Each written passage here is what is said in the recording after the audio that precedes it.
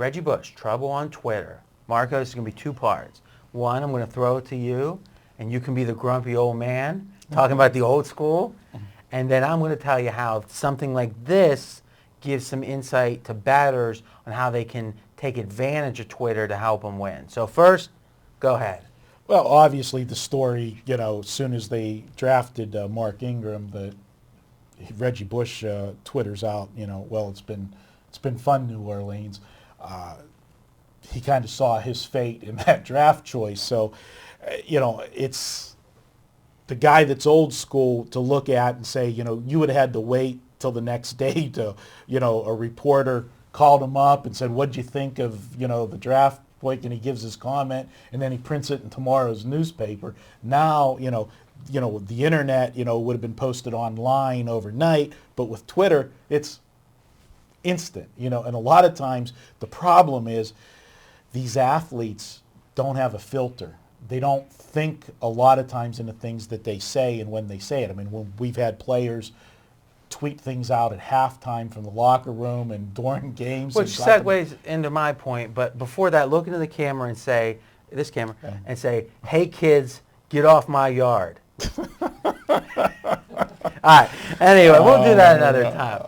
Here to me, from a betting perspective, is where the value is. You were one of those annoying kids that were always on the yards, weren't you? I was rascally. Let's call it that.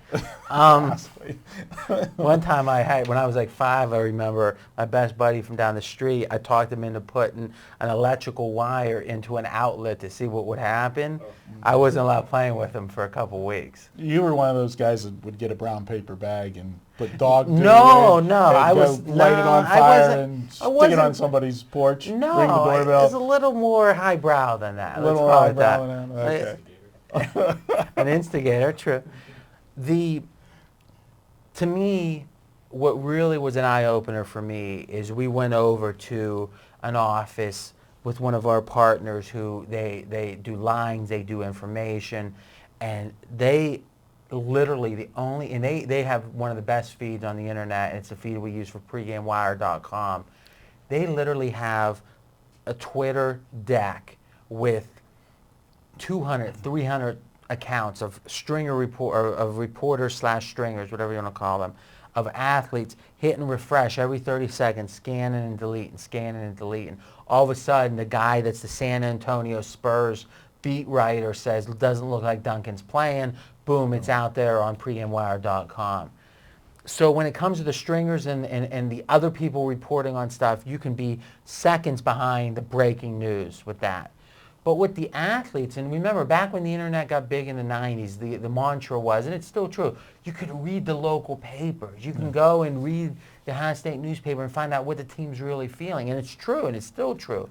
But now, back then the theory was, or there was one level of separation between the local papers and the national papers, because the national papers or ESPN wouldn't pick up the story unless it was a really big story. So you can go one level closer. But now you can go even one level closer than that to the athlete, unfiltered, as you say. And it's not just for something like this. It's like that gets a lot of attention because there's drama or because there's controversy. It's literally, oh yeah, we know we're switching to the 3-4. Boy, it's going to be a struggle. Like little tweets like that, if you interpret them correctly, can get you one step closer to the source of the information. And to me, that's something that this is an example of, or this represents, but not an exact example of. Absolutely. And, on a side note, Twitter's great for all of the things you mentioned, but for our listeners out there, just remember when you tweet something out, be careful what you say, because this gets people in trouble too. You can say stuff, in the heat of the moment, don't, like that would be me saying RJ's a, and then. You say that for the emails. I save it for the email. Private email. Yeah, right. You're classy. Old school. All right, guys, if you want now, you can follow any of the pregame.com guys on Twitter. You can go to pregametwitter.com, and there's a list of all the guys, and then you can decide to follow who you want. Marco, you're at Marco in Vegas. Mm-hmm. I'm at RJ in Vegas. A lot of good stuff there. All right, continue the conversation. We love to hear your thoughts about Twitter and anything else. And remember, you can get all of our videos at pregame.tv.